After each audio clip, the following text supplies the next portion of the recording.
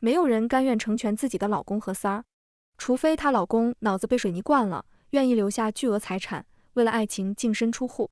我做梦也没想到，赵子金这把装了大的，能令我立即答应，含泪祝福，甚至恨不得把他和三儿焊在一起。这是赵子金为了他的白月光，第8次向我提出离婚了。我已经练就了娴熟的应对手段，他说我就听，但是不给任何表情，更没有任何回应。平静的冷暴力让他逐渐失控。终于，这次他撕开了自己斯文的衣冠，变得歇斯底里。许桃，你以为这样拖延下去，我就会回心转意？我和苏月锦的爱，不像你想的那样脆弱狭隘，它经得起时间的考验。哪怕你再拖延3年5年，我和他也不会分开，你懂吗？我当然不懂。如果他们的爱真的那么坚固，10年前为什么会因为赵子金创业失败而分开？彼时，创业失败又遭遇断崖式分手的赵子金痛不欲生，是我拉了他一把，让他走出泥泞。婚礼上，他热泪盈眶地亲吻我的手，说我是他人生的光。谁又能想到10年后我们会是这番模样？他越是歇斯底里，我越是平静。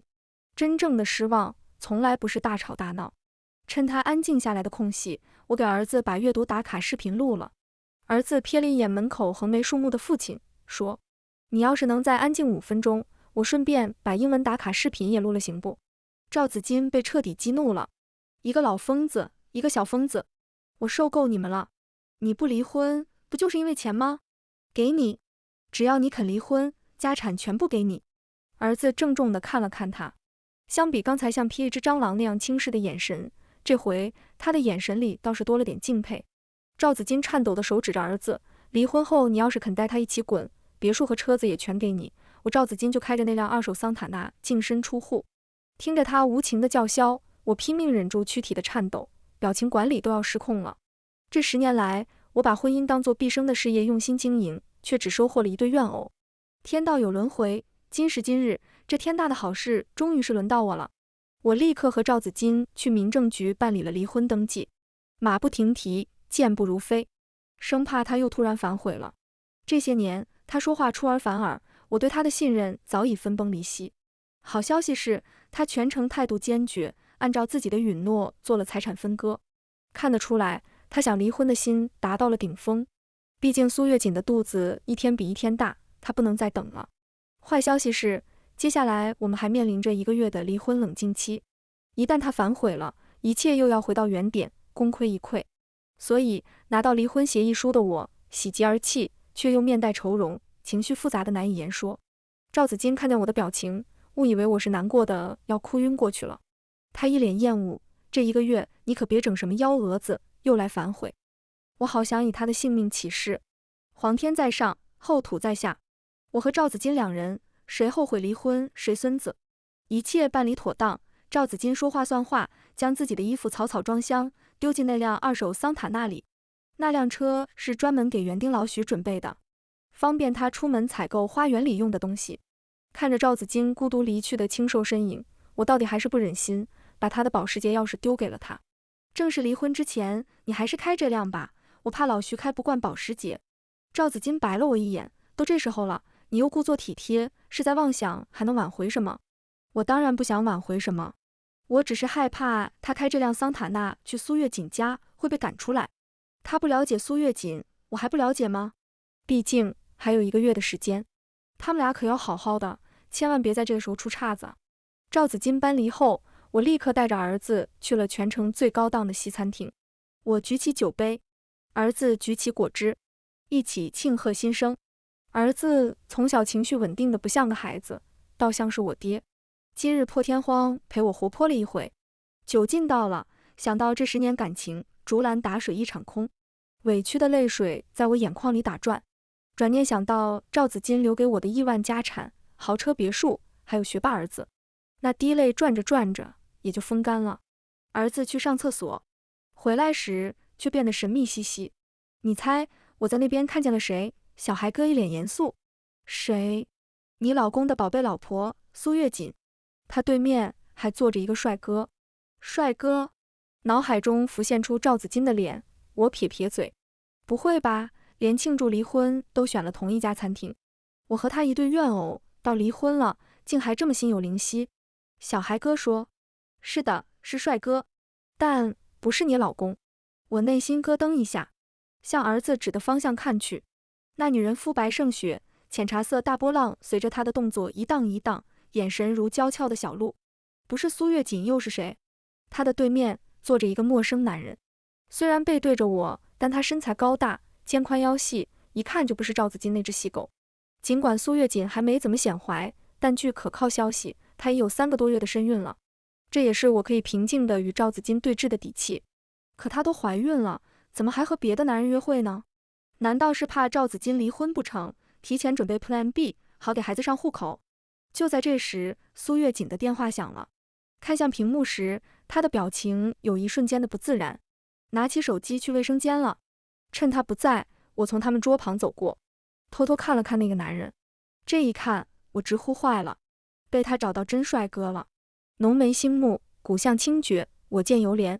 在这个节骨眼上，要是他拿下了帅哥，又把赵子金这个烫手山芋抛回我手里，那可怎么了得？我香槟都开了，我急得团团转，忍不住又走了一趟，走过来，走过去。我不太娴熟的侦查方式引起了帅哥的注意。帅哥看着我，想要微信就直说。他打开手机，我扫你。回家后，我抱着手机陷入沉思。跟帅哥搭讪这事，我有10多年没干过了，业务都生疏了，怎样自然而然地向他套话，又不暴露自己的身份，这是个问题。看身材，应该是经常健身的，我自言自语。为了寻找话题，我打开视频软件，搜索男士胸腹肌肉的锻炼方式，看着看着就陷了进去。直到闺蜜晨晨的电话把我换回了3次元。桃子，今天大瓜，苏月锦和赵子金发生剧烈争执，不知怎么搞的，流产了，已经送去医院了。我顿时感觉天都塌了，孩子是他俩最坚实的纽带，他俩可不兴分手啊！我急得挠了挠头，又挠了挠屁股，比赵子金都急。不行，我得做点什么。财产正式到手之前，我就是他俩爱情的护法。我给赵子金打了个电话，电话很久才接通。赵子金的声音低落又带着疲惫。什么事？我说，你知道怎样伺候小月子吗？对面沉默片刻。许桃，你是来挑衅的吗？电话被愤然挂断了。我一头雾水。什么叫挑衅？我这不就是问问他会不会？他要是不会，我可以去帮他。为了表示诚意，我提着鸡汤去了医院。是我亲手炖的，用了上好的走地鸡，加了黄芪、枸杞、红枣，希望苏月锦补好身体，他们2人早日再得贵子。站在病房外，听见里面传来激烈的争吵和凄厉的哭声。为什么要把财产都给他？我就只配跟着你吃苦吗？只是财产都给他，公司他不要，还是我的。我在，公司在，以前怎么赚的钱，以后还继续赚。可你的公司已经开始亏损了。月锦，10年前你不信我能东山再起，现在你还是不信。听声音，苏月锦元气恢复的挺好，应该还能生。我松了一口气，给赵子金发了条信息，我送鸡汤来了，出来拿吧。赵子金看了眼信息，不动声色地摁掉了。等了几分钟不见他出来，我又发了一条，我给送进去也行。赵子金很快出来了。你到底想做什么？他压低声音，眼里盛满怒火。他这人一贯这样，把别人的一片好心当成驴肝肺。我把鸡汤递给他，他现在本就身体疲惫，加上激素影响，情绪肯定不好。你不该和他争吵，这个时候比起讲道理，他更需要的是你的关心。赵子金做了10年人夫，依然不懂这个道理。9年前，我生儿子没多久，父亲得急症去世。最脆弱、最需要关心的时候，赵子金从来没好好陪过我。他有加不完的班，忙不完的应酬，讲不完的道理。面对我的情绪需求，他只有冷冰冰的一句：许桃，你懂事点，别那么自私。是我独自带着儿子，一点点将自己从那个低谷中拉了出来。自始至终，他没有搭过一把手。赵子金看着我，情绪似有些许波动。对不起，许桃。那个时候，我打断他，快进去吧，鸡汤凉了不好喝。迟来的道歉比草贱。赵子金还想说点什么，我抢先说，对了，他不看好你的公司，要不直接关了，找个班上吧。凭你的头脑和能力，拿7位数的年薪不难，你们俩也能过得不错。赵子金果然起了应激反应。这10年，他虽然赚得盆满钵满，但始终有些气不顺，因为他不是白手起家，而是靠我父亲给他投资，连他的创业赛道也是我这个金融学的妻子给他选的地产行业。如今他虽然事业有成，但心有执念，那就是证明自己，特别是在苏月锦面前。赵子金冷起脸，这不是你该操心的。我说，怎么能不操心？公司是你的，公司大楼可是我的了。赵子金咬牙道，不论公司经营如何，房租都不会少你一分。他愤然提起鸡汤回病房了。我长舒一口气，他这么说我就放心了。我是那么害怕他就此收手，去找一份年薪100万的工作，和苏月锦安命知足，平稳度日。怕恶人没有恶报，反而岁月静好，余生安乐。我想看他狂妄，看他不甘，看他从离婚到破产，一步一步亲手将自己的大好人生撕碎，最后众叛亲离，孤苦伶仃。赵子金，欠我的这10年，我要你拿余生来还。从前我软弱可欺，不过是因为对你付出了真心。当我从感情里抽离出来，你才会明白，我玩你像玩狗那么简单。为了做好售后服务，我在门外多听了一小会。病房中，苏月锦问，你干嘛去了？赵子金，我找了一家很好的私厨，特地为你煲了鸡汤，尝尝。片刻后，好喝，就是淡了点。苏月锦的语气明显平缓了许多。那我下次跟他说，多放点盐。好，我给赵子金发信息，是特意少放盐的，他现在不能吃太咸。赵子金，滚，滚就滚，你俩好了就行。我乘电梯下楼，到了9楼，叮的一声，电梯停了。进来一个身材高挑的白大褂男医生，浓眉星目，骨相清绝，我见犹怜。这不是 Plan B。Plan B 看了我一眼，平静地走进电梯，没认出我来。绝佳的搭讪机会，这不就来了？我上前一步，大大方方跟他聊天。你好，医生，我有点产后护理方面的问题，想请教您，可以吗？ Plan B 略显诧异地看了看我，你家的猪下崽了？我也很诧异啊，不是。Plan B 缓缓揪起自己的胸牌，杵在我眼前。那是什么动物？我是兽医。我这才看清那胸牌上醒目的大字，动物内科，李默。一次开朗换来终生内向。有没有山东考生救救我？这个时候应该怎样高情商回复？好吧，没人救我。好在这时电梯停了，我匆忙说了句谢谢医生，下次细聊，拔腿就往外跑。李默扶住电梯门，好整以暇地等着。10秒钟后，我讪讪地回来了，因为那层写着3楼男性性功能障碍专科。电梯重新关上，我俩并排站着，继续电梯修罗场。李默，继续细聊吗？我尴尬地笑笑，算了，不聊了。沉默是今晚的康桥。没关系，3楼到1楼，很快的。电梯停了，我飞了出去，耳畔是路过电梯的几个小护士雀跃的欢呼。是李医生，他在笑啊！天哪，这还是我第一次见他笑得这么开心。我不敢回头，一腔孤勇往前走，走到尽头才发现是个死胡同。叮，手机收到新消息。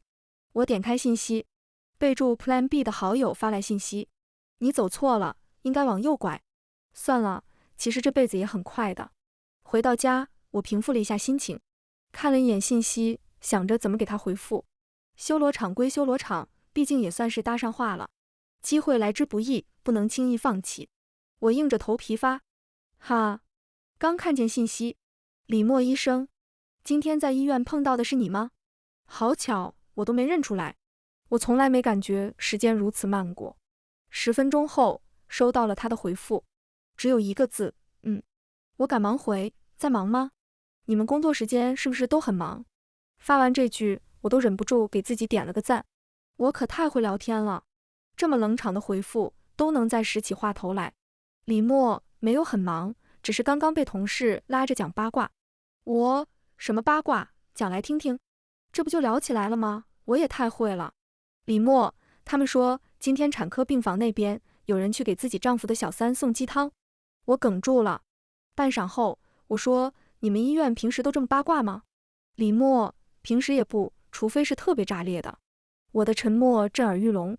我说，不早了李医生，我去洗澡了，下次再聊。放下手机，我瘫在床上，好羞耻，好窒息，人怎么能丢脸丢成这样？值得吗？看了看自己住的别墅，值得。八卦的人要是知道我孩子的父亲给了多少，只会觉得我命好。这时手机又收到信息，赵子金，月锦明天还想喝那个鸡汤，能不能再麻烦你一次？我秒回，好的，放不放葱花？从医院出来时下起了雨，车停得有点远，我正望雨发愁，晨晨打来了电话，他一通鬼哭狼嚎，许桃，我又在加班，你顺便替我去看看我儿子啊。他独自在医院，也不知道过得好不好，他最怕下雨打雷了。晨晨寄放狗子的宠物医院就在旁边，我瞄准宠物医院大门，一头扎进雨里，门从里面打开，我像只落汤鸡般被一只手拎进了室内。那人又递来一条毛巾，我擦着头上的雨水感激道：谢谢谢谢。抬头才发现面前的人肤白貌美，骨相清绝，是李默。李医生，你会怎么在这里？我就是这里的医生。你不是旁边人民医院的吗？你见过哪家人民医院有动物内科？李默面露无语。我也有点无语。那为什么那边医院的小护士都认识你？因为院长是我爸。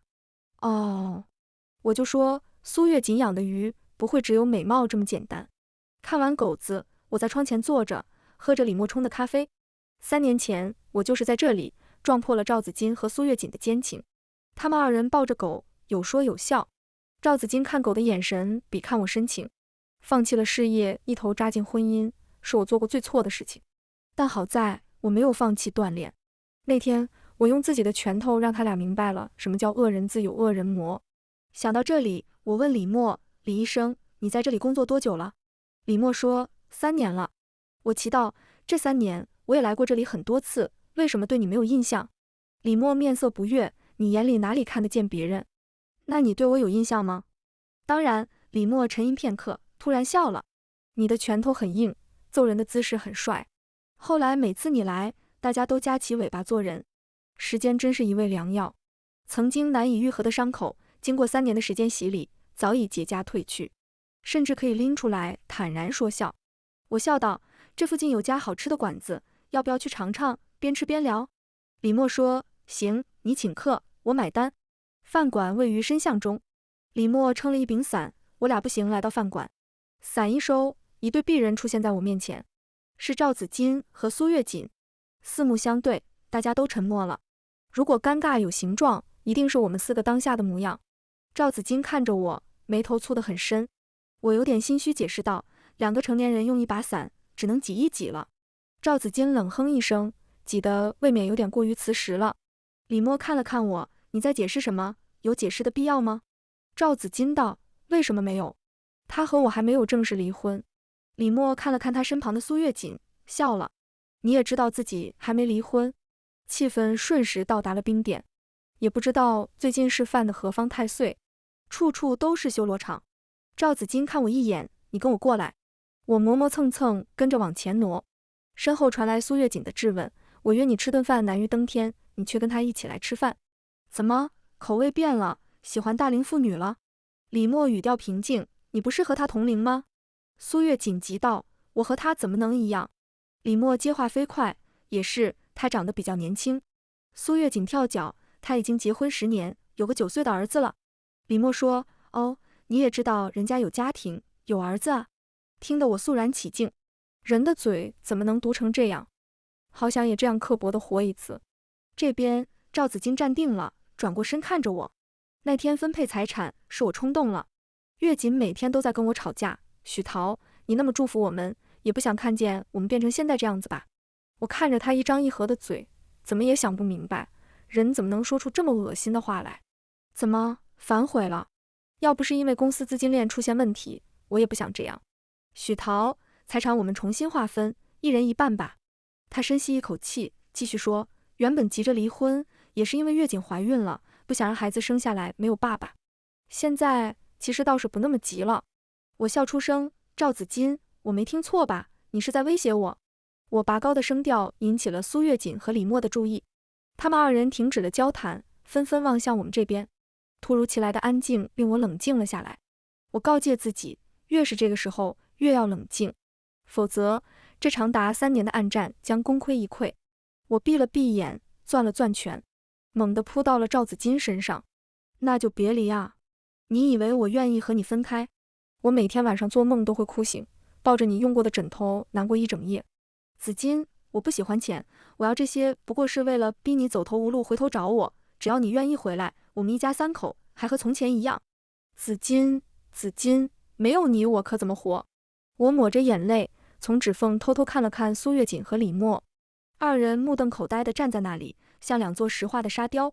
赵子金没料到我是这样的反应，愣了片刻，眼神变得犹豫不决。看样子是缺钱缺得很了，他竟然真的在考虑这件事。见到赵子金这个反应，苏月锦先急了，他走过来挽住了赵子金的胳膊。你不会真的想和他复合吧？那我们这些年的感情算什么？苏月锦开始施压。见赵子金不为所动，他声音微颤。就像你说的，你在，公司在，以前怎么赚的钱，以后仍怎么赚，我愿意信你的。资金链的问题，你不是已经联系过易华集团的易总了吗？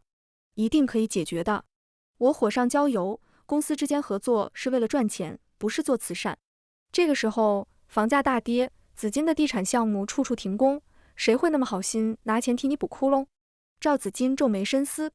我说跟我回家吧，我立刻签字，同意你将资产抵押周转，度过眼前的困境。这时赵子金的电话响了，是易华集团的董事长易晨华。赵子金面色凝重，去旁边接了电话，等待消息的时间一秒一秒的数，对我和苏月锦都是巨大的煎熬。赵子金接完电话回来，那张一贯很臭的脸上绽放着张扬的笑意。月锦，成了，易华愿意出资。我就说你该相信我的，我信你，你从来没让我失望过。他们二人含泪拥抱在一起，像对历尽磨难终于要过上幸福生活的苦命鸳鸯。而我像个多余的卑劣女配，只能目送别人相拥离开。他们走远后，我回过身，松了一口气。看到李默，又觉得有点难堪。你现在有什么想问的吗？我问。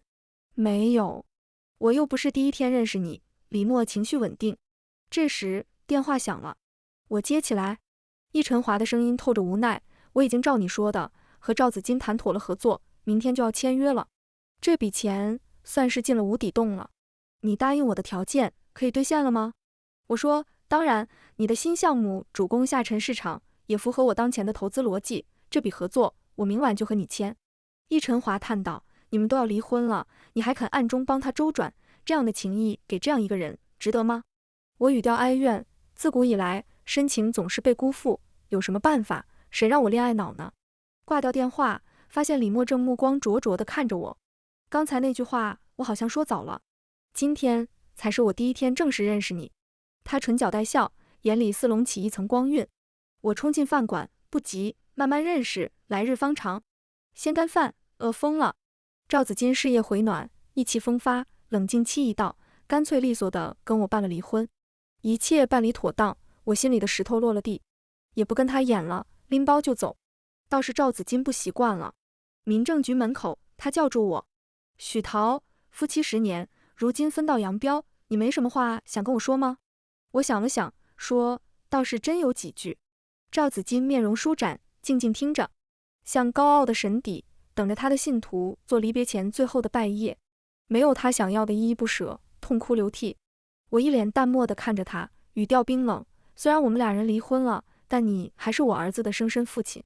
儿子的理想是做一名检察官，希望你今后慎思慎行，不管身处何种境地，都不要做出极端的事情，影响我儿子考公。说完转身就走，留下赵子金一个人呆若木鸡。路上我又接到了易晨华的电话，许桃，履行完合约数额，往后不会继续为赵子金的公司注资了。这笔钱虽然不少，对于他的事业来说也不过能解眼下之急，环境不对，越挣扎只会越深陷泥潭。只有赵子金还在坚信自己可以转还。我语气遗憾，我们已经仁至义尽了，往后的事该履约履约，该清算清算，易总你也不必心软了，毕竟你已经帮了够多了。易晨华道，你这么说我就放心了，希望后面我处理和赵子金的债务时，不会影响到我们2人的合作。我说当然，这点事我还是懂的。我那恃才傲物的前夫，我只能托举你到这里了。这个高度刚好够我松手时让你粉身碎骨。3个月后，赵子金宣布破产。那天，我在他公司对面的咖啡厅里吃早点，马路上水泄不通，挤满了维权的工人。讨薪的横幅像一条条火蛇，将公司大楼团团困住。李默坐在我的对面，为我剥鸡蛋壳。他将鸡蛋递给我，快吃，再不吃就凉了。我平静地目视着窗外，眼看他起高楼，眼看他宴宾客，眼看他楼塌了。李默，这就是我和他的10年。10年春秋寒暑，富贵迷眼，不过是南柯一梦。我收回视线，飞快吃完了面前的早点。我和赵子金还有些余胀未清。我来到赵子金办公室，顺便给他带了一份早点。3个月不见，赵子金更显清瘦。他的办公室早已被搬空，只剩一个银质的地球仪，那是他的项目遍布全国时别人送他的贺礼，也是一华集团给他留的最后一点尊严。赵子金坐在空荡荡的办公室里，原本白净清俊的脸上长满了胡茬。1个月前，苏月仅见形势不对，已经果断和他分手，投向了别人的怀抱，顺便带走了赵子金保留的最后一点筹码，一脚将他蹬进了万劫不复的悬崖。赵子金处处受挫，早已心如死灰。此刻看到我的一瞬间，他眼里燃起了一点光。淘淘，你是来拯救我的吗？他冲过来，抱住我痛哭。我用手指将他戳开，有点不好意思。其实我是来收租的，是他许诺我的，不管公司经营如何，房租不会少我一分。赵子金捏住我的手腕，眼中带泪。你曾说过的，只要我肯回头，我们就还像从前一样，难道不算数了吗？我面上带笑，你也曾说我是你人生的光，你会好好爱护我一辈子的。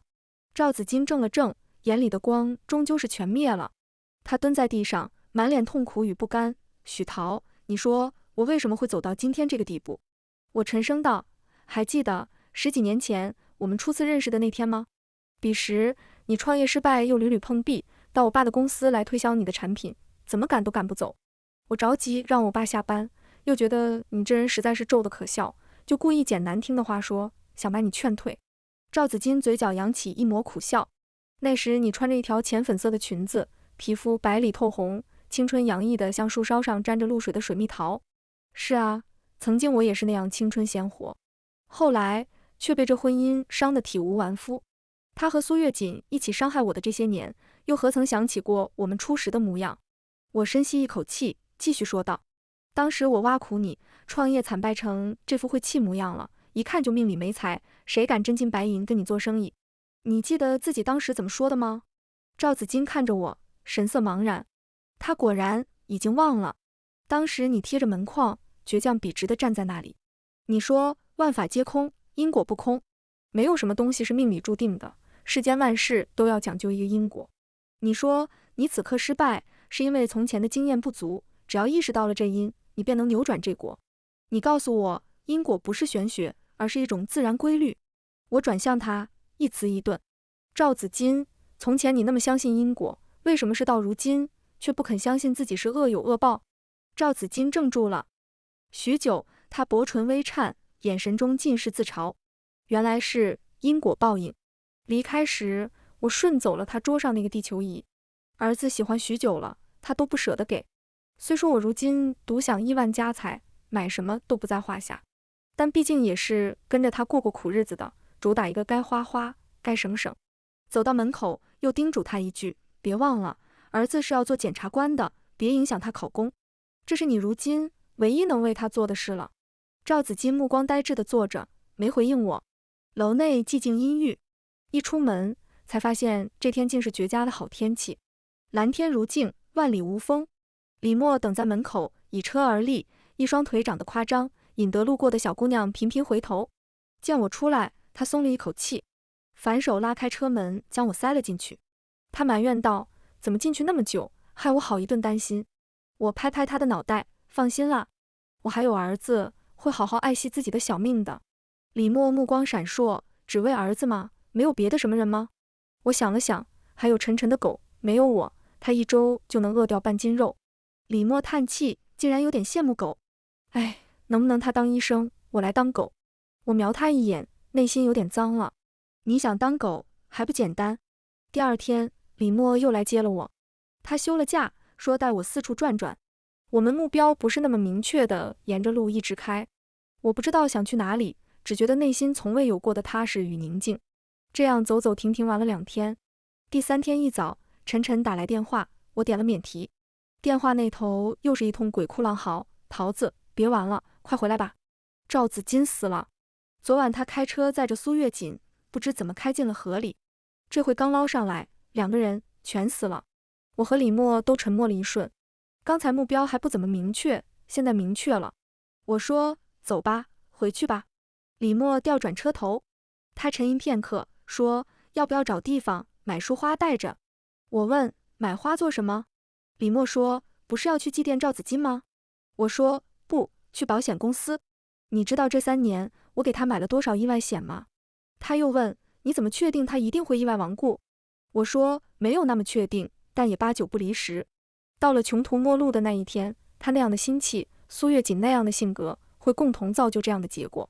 赵子金自己都不再记得他的因果论，我却比他还要笃信。李默，你知道吗？从我决定跟他离婚的那刻起，就已经做好了和他永别的准备。我再三叮嘱他别影响儿子考公，其实还有个原因，就是怕他乱来，我的巨额保险就白买了。李默沉默了，怎么不说话了？吓到了吗？我也曾恋爱脑过，可你没赶上好时候。如今已经这样了，我也没办法回到以前了。我把自己的脸对在他面前，其实现在后悔还来得及。李默勾唇一笑，他俯下身，在我耳边低语：来不及了，已经陷进去了。这个故事到这里就结束了，感谢您的收看。如果您喜欢这个视频，就给我点赞订阅一下吧。衷心祝您吉祥如意，万事顺心。